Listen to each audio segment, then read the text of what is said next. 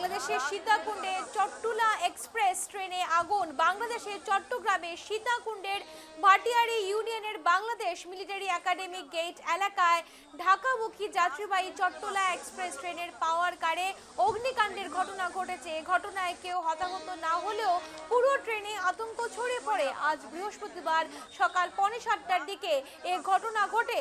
খবর পেয়ে ফায়ার সার্ভিসের একটি দল ঘটনাস্থলে গিয়ে আগুন নিয়ন্ত্রণে আনে।